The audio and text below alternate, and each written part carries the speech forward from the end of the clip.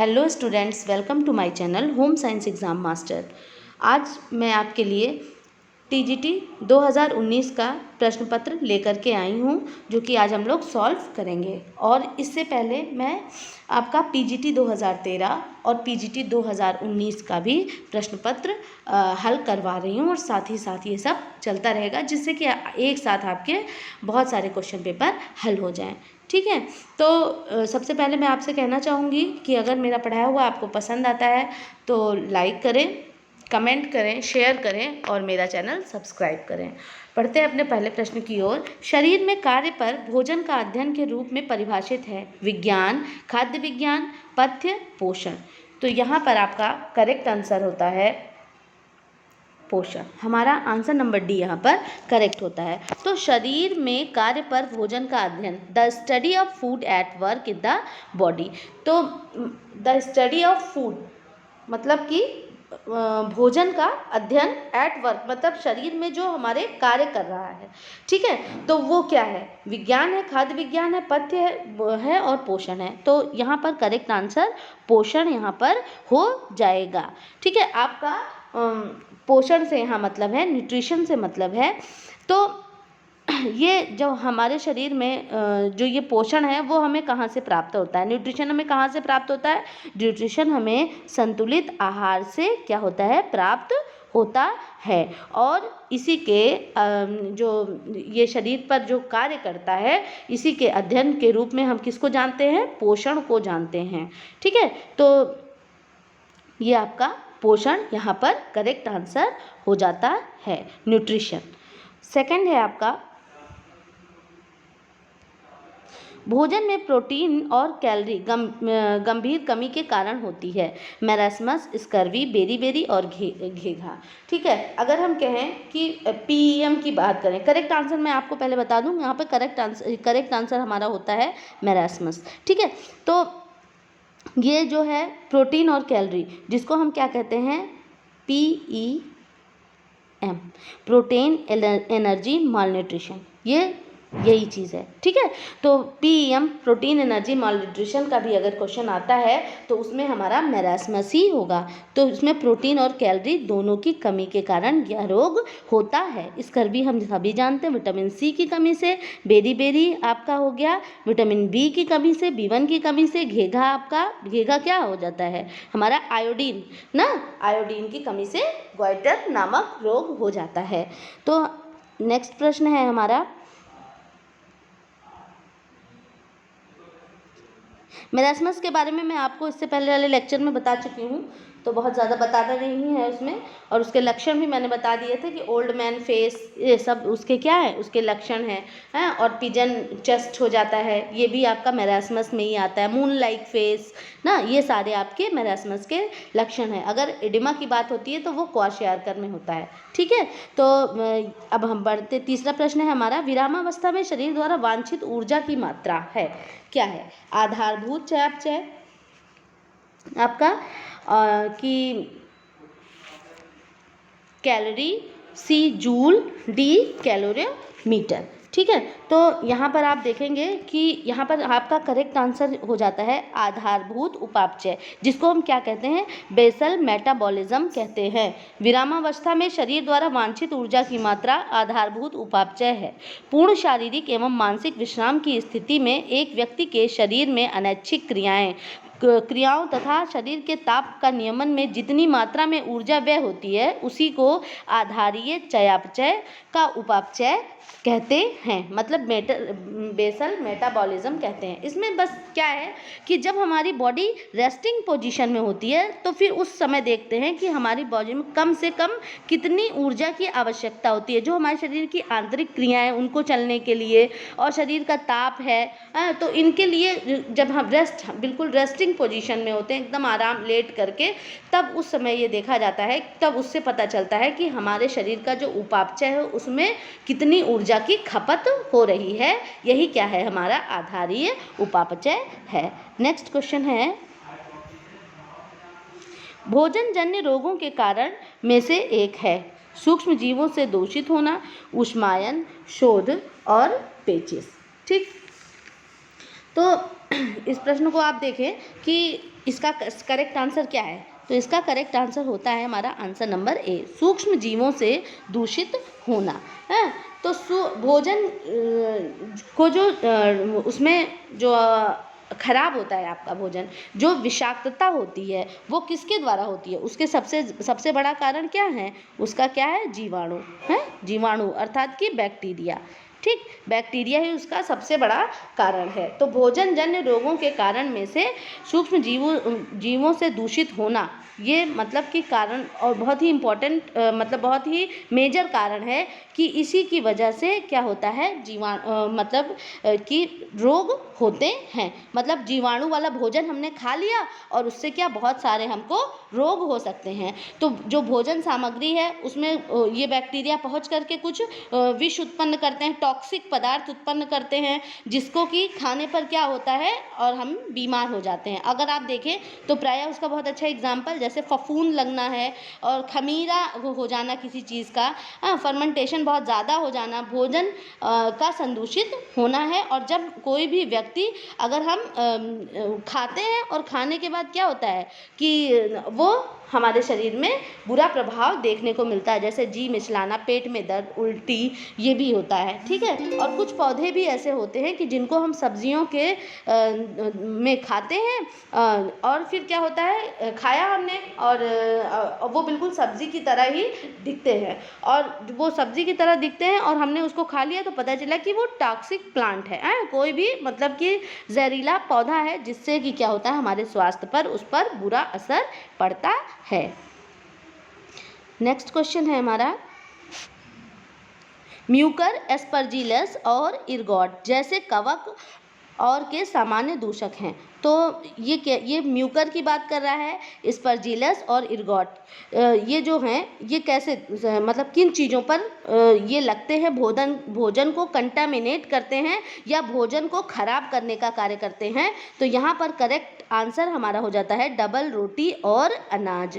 ठीक है, क्या डबल रोटी अनाज पर ये म्यूकर, एस्परजिलस, इर्गोट जैसे कवक लगते हैं। आपने अक्सर देखा होगा ये फफूंदी की शक्ल लिए हुए होते हैं और इस पर नमक, खटाई अगर ये सब भी प्रयोग करते हैं तब भी वो जाते नहीं है। हाँ, लेकिन एसिटिक एसिड मतलब क्या, आपका सिरका है, एसिटिक एसिड आपका विनेगर इन पर प्रभावशाली होता है। और ये अक्सर कैसी जगह पर ये लगते हैं, जहाँ पर नमी होती है। ठीक है, नमी और सीलर के कारण इसमें क्या होता है, फफूंद लग जाती है। जैसे डबल रोटी है, अनाज है, आप देखते होंगे जरा सी भी सीलन होती है तो उसमें फफूंदी देखने को लग जाती है। तो उसमें म्यूकर, एस्परजिलस और इर्गोट जैसे कवक डबल रोटी और अनाज के सामान्य संदूषक हैं। आपका नेक्स्ट है, भोजन संक्रमण, भोजन में उपस्थित रोगजनक रोगाणुओं को खा लेना है। ए है आपका असत्य, बी है सत्य, सी है संबंधित नहीं और डी है संदेहास्पद। ठीक है, तो यहाँ पर क्या होता है, भोजन संक्रमण, भोजन में उपस्थित रोगजनक रोगाणुओं को खा लेना। तो क्या ऐसा होता है, हाँ ऐसा होता है। हम क्या बहुत सारे अनजाने में हम बहुत सारे बैक्टीरियाज को खाते हैं, लेकिन उनमें से ज़्यादातर ऐसे होते हैं कि जो हमारे शरीर को नुकसान नहीं पहुंचाते हैं। ठीक, लेकिन उसमें कुछ ऐसे होते हैं कि जो हमारे शरीर को नुकसान पहुंचा देते हैं। तो जैसे हम कोई भी ऐसा पदार्थ जो कि सड़ा हुआ है या कुछ खराब है, उसमें फफूंद लगी है और या किसी भी प्रकार का कोई भी उसमें विषाक्तता किसी प्रकार की है, तो हम कई बार ऐसी चीज़ों को क्या कर लेते हैं, अनजाने में खा लेते हैं, जिससे कि क्या होती है, हमको विभिन्न प्रकार की बीमारी हो जाती है। तो ये कथन क्या है, सत्य है। नेक्स्ट है आपका, साल्मोनेला भोजन विषाक्तता एवं जीवाणुविक भोजन विषाक्तता है। साल्मोनेला, ठीक है, साल्मोनेला ये क्या है, ये आपका बैक्टीरिया है साल्मोनेला। और इसी बैक्टीरिया के अंतर्गत आपका जब साल्मोनेला टाइफी की बात होगी तो टाइफाइड में चला जाएगा वो, हैं, और विब्रियो कॉलेरी की बात होगी, वो भी एक तरह का बैक्टीरिया ही है ना। तो साल्मोनेला भोजन विषाक्तता एवं जीवाणुविक भोजन विषाक्तता है। सत्य है, हाँ बिल्कुल सत्य है। जो साल्मोनेला है वो किस तरह की, ये आपके फूड पॉइजनिंग का बैक्टीरिया है जो कि खाने को कंटामिनेट करता है। तो ये यहाँ पर क्या होता है, आपका करेक्ट आंसर हो जाता है। संदर्भित ग्लूकोज के साथ तुलना में पोस्ट प्रीडियल रक्त ग्लूकोज प्रतिक्रिया पर आधारित भोजन का श्रेणीकरण और क्या है अधिसूचक कहलाता है। तो आपका ए ऑप्शन है फल, बी ऑप्शन है वनस्पति, सी ऑप्शन है दुग्ध और डी ऑप्शन है आपका ग्लाइसेमिक। ठीक, तो इसको प्रश्न को आप समझेंगे कि क्या कह रहा है। संदर्भित भोजन के साथ तुलना में पोस्ट प्रेडियल रक्त ग्लूकोज प्रतिक्रिया पर आधारित भोजन का श्रेणीकरण। अच्छा, भोजन का श्रेणीकरण क्या कहलाता है, तो वो क्या कहलाता है, फल, वनस्पति, दुग्ध और ग्लाइसेमिक। तो यहाँ पर करेक्ट आंसर, हमारा आंसर नंबर डी करेक्ट हो जाता है। अब मैं यहाँ पर थोड़ा सा स्पेस लूँगी और आपको बताऊँगी कि ग्लाइसेमिक है क्या। ठीक है, ग्लाइसेमिक जो फूड्स होते हैं उन मतलब जो भी हम खाते हैं जिसको खाने के बाद क्या हमारे ब्लड शुगर लेवल कैसी हो जाती है, बढ़ जाती है। ठीक है, तो हमारी ब्लड शुगर लेवल बढ़ जाती है, वो ऐसे फूड्स की बात करें तो उसका एक श्रेणीकरण कर दिया गया है। तो ग्लाइसेमिक वो जो श्रेणीकरण किया गया उसको ग्लाइसेमिक एक इंडेक्स है, उसके आधार पर इसका श्रेणीकरण किया गया है। तो जो फूड्स होते हैं जो हम लोग खाना खाते हैं उन्हीं को अलग अलग कैटेगरी में बांट दिया कि कौन सा लो जीआई है, कौन सा मीडियम जीआई है और कौन सा हाई जीआई है। तो जैसे आपका लो जीआई हो गया, ओके, ये है आपका मीडियम जीआई और ये है हाई जीआई। तो अगर लो जीआई की बात करते हैं हमारा, तो सबसे पहले आप याद रखिए एप्पल उसमें तो है ही है। ठीक है, फिर उसके बाद हमारा बार्ले है, इसमें सीरियल्स भी आएंगे, होल ग्रेन्स आएंगे। ठीक है, ओट्स है। ठीक, ये सब क्या ये लो जीआई मतलब कि ये डायबिटिक पेशेंट के लिए बहुत ही अच्छे माने जाते हैं। उसके साथ साथ में अगर हम देखें कि मीडियम में कौन सा होता है, तो मीडियम में हम देखते हैं मीट होता है। ठीक, मीडियम में, और आपके किडनी बीन्स वगैरह। ठीक है, किडनी बीन्स मतलब आपका राजमा, हाँ, और आपका यहाँ पे नट्स जितने हैं, मेवे हैं, वो सिर्फ किस में, ये मीडियम जीआई में आते हैं। और हाई जीआई की बात करते हैं तो हम सभी जानते हैं क्या है, राइस, आपका चावल हो गया, पोटैटो हो गया, हैं, और राइप्ड बनाना हो गया, मतलब केले हो गए, हाँ, ये सब, और ब्रेड है आपकी वाइट ब्रेड। ठीक, ये सब क्या है आपके हाई जीआई के एग्जाम्पल हैं। तो लो जीआई में हमारा एप्पल है, बार्ले है, ओट्स है और मीट। ऐसा नहीं सिर्फ यही है, बहुत सारे ऐसे हैं। ठीक है, लेकिन मैं आपको थोड़ा एग्जांपल बता रही हूँ कि मीडियम जीआई में आपका मीट है, एग है, पोल्ट्री है और सी फूड्स हैं, नट्स हैं, किडनी बीन्स हैं और कुछ वो आपके ग्राम है। ठीक है, ये आता है। और हाई जीआई में राइस है, राइप्ड मैंगो है, बनाना है और आपका वाइट ब्रेड है। ये सब किसमें आपकी हाई जीआई में आता है। अगला प्रश्न है हमारा, मतलब जीआई से यही तात्पर्य है ग्लाइसेमिक से कि जिनको खाने से हमारे क्या ब्लड शुगर लेवल बहुत ही तेजी से बढ़ जाएगा। अगर हाई जीआई फूड है बहुत तेजी से बढ़ेगा, जितना ही लो जीआई रहेगा उतना ही क्या होगा हमारे बॉडी में, वो धीरे धीरे टूटेगा और क्या करता है, बॉडी को राइज नहीं होने देता है, बॉडी में आपके ब्लड में ग्लूकोज के लेवल को। तो 9 क्वेश्चन है आपका, घरेलू शर्करा का वैज्ञानिक नाम क्या है, लैक्टोज, माल्टोज, सुक्रोज, डेक्सट्रोज। तो यहाँ पर करेक्ट आंसर होता है सुक्रोज। आंसर नंबर सी यहाँ पर आपका करेक्ट होता है। अच्छा, ये बताइए कि जो ये सुक्रोज है वो क्या है, मोनोसेक्राइड है या डाइसेक्राइड है। वो ये आपका क्या होता है, ये आपका डाइसेक्राइड होता है। ये है आपका डाइसेक्राइड।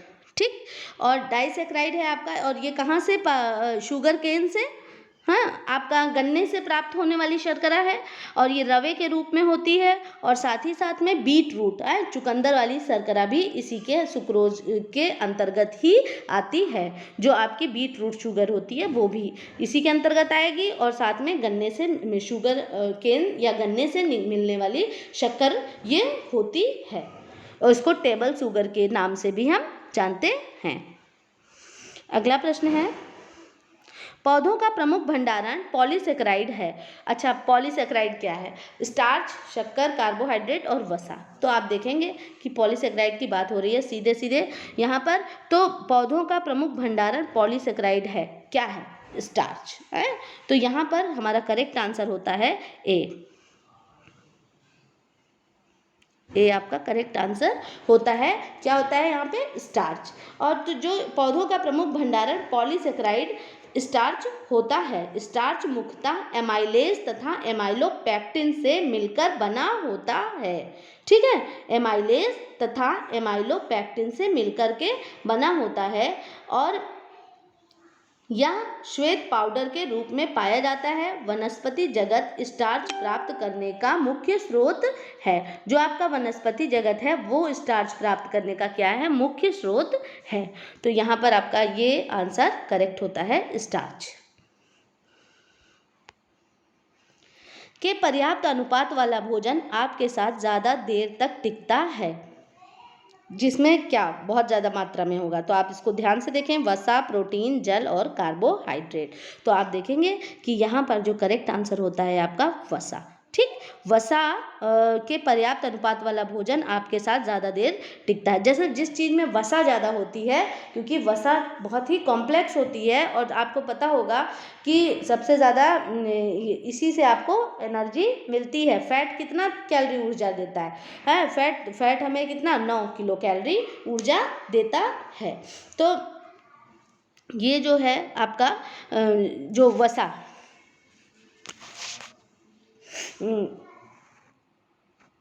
ये वसा, हाँ वसा वाला प्रश्न है। तो ये जो वसा है ये हमें क्या देता है? ये बहुत ही देर तक हमारी बॉडी में टिकता है, बहुत ही देर तक हमारी बॉडी में रहता है और हमें ज़्यादा से ज़्यादा क्या करता है? ऊर्जा प्रदान करता है। और इसके जो अणु होते हैं इसमें ऑक्सीजन के अणु कम होते हैं अपेक्षा कि कार्बन इसमें क्या होता है? ज़्यादा होता है। ठीक है, तो इसमें कार्बन, हाइड्रोजन और ऑक्सीजन के यौगिक होते हैं, जो कि इसमें क्या होता है कि जो इसमें ऑक्सीजन है वो कम है। ठीक है, इसमें ऑक्सीजन की मात्रा बहुत कम होती है, जबकि कार्बन, हाइड्रोजन की मात्रा अधिक होती है। और जिससे कि जल के, अगर उसमें ऑक्सीजन नहीं है तो जल के अणु उससे क्या होते हैं? आकर्षित नहीं होते और ये बॉडी में हमारे बहुत देर तक पड़ा रहता है और इसका कॉम्प्लेक्स होता है, इसका पाचन धीरे धीरे होता है। अच्छा, अगर मैं पूछूं कि वसा को पचाने वाला एंजाइम कौन सा है? क्या अगर आपको मालूम है तो इस क्वेश्चन का आंसर आप कमेंट बॉक्स में मुझे दीजिए, तब मैं समझूंगी कि आपको मेरा पढ़ाया हुआ समझ में आ रहा है। अगर नहीं आता आपको तो सर्च करके आप इस क्वेश्चन का आंसर दीजिए। ठीक है, नेक्स्ट क्या है?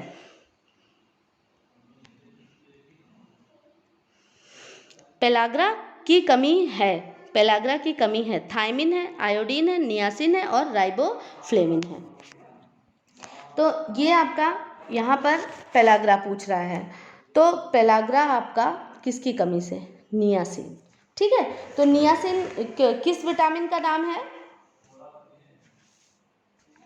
नियासिन किस विटामिन का नाम है? ये आपके विटामिन B3 की कमी से होने वाला रोग है। ठीक है, और विटामिन B3 जो है इसको 3D रोग कहते हैं ना, जिसमें 3D में क्या क्या है? डायमेंशिया है, डायरिया है और डर्मेटिटीज़ है। ठीक है, तो ये 3 रोग हैं जिसको कभी कभी 3D फैक्टर के रूप में भी अगर आपसे पूछ सकता है कि 3D डिजीज़ किसकी कमी से होती है, तो विटामिन B3 की कमी से होती है। ठीक है, तो पेलाग्रा तो होता ही होता है विटामिन B3 की कमी से। तो नियासिन की कमी से ये होता है और नियासिन की लगातार कमी से पेलाग्रा नामक रोग हो जाता है। पेलाग्रा को 3DS रोग भी कहते हैं क्योंकि इसमें 3 लक्षण पाए जाते हैं, जिसके प्रथम अक्षर D से हैं। ठीक है, तो इसमें है डायमेंशिया और डायरिया और डर्मेटाइटिस। अच्छा, डायरिया को हम अतिसार कहेंगे, डर्मेटाइटिस त्वचा का रोग है और आपका ये जो है डायमेंशिया आपके मस्तिष्क संबंधी, मस्तिष्क में किसी प्रकार का विकार हो जाता है, वो क्या है? डायमेंशिया रोग हो जाता है। अगर सही समय अगर इसका इलाज न कराया जाए तो चौथा D आ जाता है। चौथा D मतलब डेथ। ठीक, तो इस तरह से जो 3D है ये आपका विटामिन B3 की कमी से होता है। नेक्स्ट है राइबोफ्लेविन को पहले कहते थे, क्या कहते थे? Vitamin B1, B6, vitamin B12 या विटामिन B2। हाँ, तो राइबोफ्लेविन, अगर इसका रासायनिक नाम अगर आप जानेंगे तो ये क्या है, राइबोफ्लेविन विटामिन B2। हाँ, अच्छा, इसकी कमी से कौन सा रोग हो जाता है, विटामिन एंगुलर स्टोमाटाइटिस हो जाता है, और चिलोसिस हो जाता है। ये क्या, मुंह के किनारे जो होठ है ना, ये किनारे पे जहाँ जहाँ कट लगे होते हैं, ठीक है, इस तरह से जो आपकी ये लिप्स है मान लीजिए, तो इन दोनों तरफ ये हो जाता है और होठ भी ऐसे फटे फटे से हो जाते हैं। तो ये आपका विटामिन B2 की कमी से होने वाला रोग कौन सा हमने बताया आपको बताया कि एंगुलर स्टोमाटाइटिस नामक रोग हो जाता है। नेक्स्ट क्वेश्चन है, रक्त का थक्का जमने के लिए आवश्यक है vitamin E, vitamin K, vitamin C, vitamin D। तो इस प्रश्न का उत्तर आपको अच्छे से सभी को पता होगा, तो ये इसका आंसर क्या है, विटामिन K। जब मैं प्रश्न पूछूं तो तुरंत उससे पहले आप जल्दी से पढ़ के और अपने मन में कोई आंसर सोच लिया करिए, तो इससे आपका भी वैल्यूएशन हो जाएगा कि आप किस हद तक कितना सोच रहे थे, सही सोच रहे थे। तो विटामिन के यहाँ पर करेक्ट आंसर हो जाता है। तो विटामिन रक्त का थक्का जमाने में महत्वपूर्ण भूमिका निभाता है। और रक्त में प्रोथ्रोम्बिन होता है, प्रोथ्रोम्बिन रक्त जमाने के लिए आवश्यक है और इसका निर्माण विटामिन के द्वारा होता है। ओके, तो इसमें क्या होता है, प्रोथ्रोम्बिन, और इसका निर्माण क्या, विटामिन के द्वारा होता है।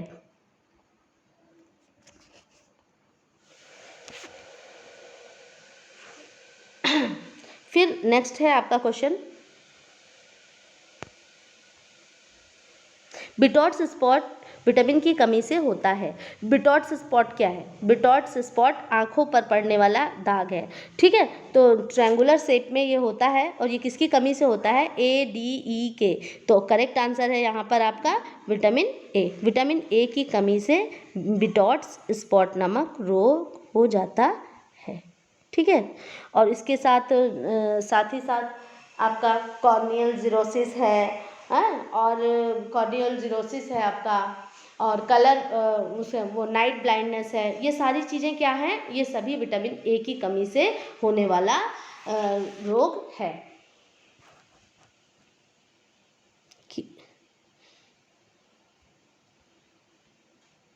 हीमोग्लोबिन बनने के लिए आवश्यकता है, हीमोग्लोबिन बनने के लिए आवश्यकता है, किसकी आवश्यकता होती है हीमोग्लोबिन बनने के लिए, कैल्शियम की, प्रोटीन की, वसा की और आयरन की। तो आप देख करके बताएं कि किसकी आवश्यकता होती है हीमोग्लोबिन बनने के लिए। तो हीमोग्लोबिन बनने के लिए सबसे ज़्यादा आवश्यक क्या है, आपका लोहा है।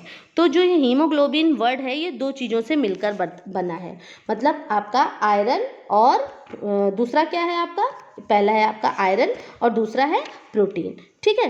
तो आयरन हो गया आपका और प्रोटीन हो गया, तो दो चीज़ों से इनका निर्माण होता है, और आयरन के अभाव में हीमोग्लोबिन का निर्माण नहीं हो सकता है, फलतः व्यक्ति रक्ताल्पता रोग से पीड़ित हो जाता है, अर्थात कि इससे अनीमिया रोग हो जाता है। जो इसमें मतलब कि आयरन है और ग्लोबिन, एक बार शायद किसी परीक्षा में ये भी पूछा गया था, हीम और ग्लोबिन का अलग अलग क्या मतलब है। तो हीम मतलब आयरन और ग्लोबिन मतलब प्रोटीन। तो आयरन और प्रोटीन से मिलकर हीमोग्लोबिन का निर्माण होता है, जो कि आपके रक्त को समृद्ध बनाता है और इसकी कमी से अनीमिया नामक रोग हो जाता है।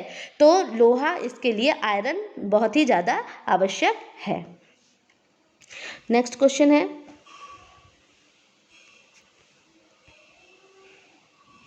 हाँ, को गरीब आदमी का दूध कहा जाता है, रागी, गेहूं, ज्वार, बाजरा। तो दूध को हम जानते हैं कि दूध हमारा क्या, कैल्शियम का रिच सोर्स है। तो यहाँ पर हम देखेंगे कि इसमें कैल्शियम का कौन सा सोर्स है। तो आप देखेंगे यहाँ पर कि रागी क्या है, रागी एक अनाज है, ठीक, और ये क्या क्या है आपका, कैल्शियम का रिच सोर्स है, इसीलिए दूध हर गरीब आदमी नहीं पी सकता है। तो इसलिए रागी नामक अनाज जो होता है, ये भी ये आपका रागी आपके जौ हाँ, जौ के टाइप का, जैसा उसी तरह से उसकी छोटी कैटेगरी है रागी की, तो रागी वहाँ पर यूज़ किया जाता है, इसलिए इसको गरीब आदमी का दूध कहा जाता है। जैसे सीरियल सबकी पहुँच में है, लेकिन मिल्क है, मीट है, ये सारी चीज़ें मतलब कि कम मात्रा में वो पा सकते हैं, तो इसीलिए इसको गरीब का दूध कहा जाता है।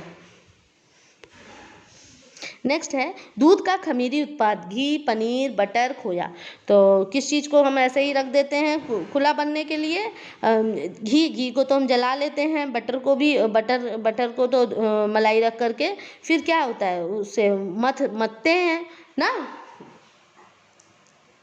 इसको बटर को हम क्या करते हैं, इसको दही से मत करके निकाल लेते हैं, ठीक है। और खोया भी हमारा जला करके बनता है। इसमें जो पनीर है, ये पनीर हमारा करेक्ट आंसर हो जाता है कि दूध का खमीरी उत्पाद जो है ये आपका क्या है, ये मतलब आपका पनीर है। ओके, तो मुझे नहीं लगता है कि टीजीटी अगर आप देखेंगे तो टीजीटी में कोई बहुत ज़्यादा कठिन प्रश्न है या कुछ है। सिर्फ आपको क्या ज़्यादा से ज़्यादा प्रश्नों को हल कीजिए। जो भी आपने पढ़ा है अभी तक, जो भी आपने रजिस्टर बनाया, जो भी आपने नोट्स बनाई, आप उसका हफ्ते में एक बार रिवीज़न, या आपको जैसा भी सूटेबल लगे, या तीसरे दिन रिवीज़न, तो आप लगातार रिवीज़न के लिए एक अलग टाइम बनाएं, उसको रिवाइज करते रहें। बहुत ज़्यादा नया पढ़ने के चक्कर में ना पढ़ें। अभी तक आपने जितना पढ़ लिया वो इनफ है, ऐसा कुछ नहीं। अगर हमने पीजी की है तो ऐसा कुछ नहीं है कि जो कि हमारे बिल्कुल टच से अलग हो। तो अभी तक हमने जितना पढ़ा है उसको ज़्यादा से ज़्यादा रिवाइज कीजिए, जिससे कि आप कंफ्यूज होकर के किसी क्वेश्चन को गलत ना करें। हाँ, मॉडल पेपर है आपका, प्रैक्टिस सेट है, इसको आप ज़्यादा से ज़्यादा लगाइए, PYQs का पूरा एनालिसिस कर डालिए ज़्यादा से। मैं भी अपने स्तर से जो मुझसे हो पा रहा है मैं कर रही हूँ, कोशिश कर रही हूँ कि आप सभी का एग्ज़ाम अच्छा हो। तो मैं आपको बार बार यही बताती हूँ कि मतलब जब भी अगर आप पढ़ाई कर रहे हैं तो सबसे ज़रूरी है कि आपका फ्लो बिल्कुल टूटने ना पाए। ये नहीं कि किसी दिन बहुत ज़्यादा पढ़ लिया और किसी दिन कुछ नहीं पढ़ा। तो आप इस चीज़ को बिल्कुल याद रखिए कि आपको अपना फ्लो पढ़ाई का बना करके रखना है। कॉपी पेन लेकर के हमेशा जब भी बैठिए, हमेशा पढ़ने बैठिए। जो भी आपको कन्फ्यूज़न लगे या कोई चीज़ याद करनी है तो उसको तुरंत आप रफली लिखिए, ठीक है। तो इतनी टिप्स मेरी तरफ से आप लोगों को एग्ज़ाम के लिए ऑल द बेस्ट। और आज के लिए इतना ही, और 2019 का आगे का मैं लेकर के आऊँगी इसके अगली वीडियो में, और आप इनको देखिए इन प्रश्नों को। Okay, thank you.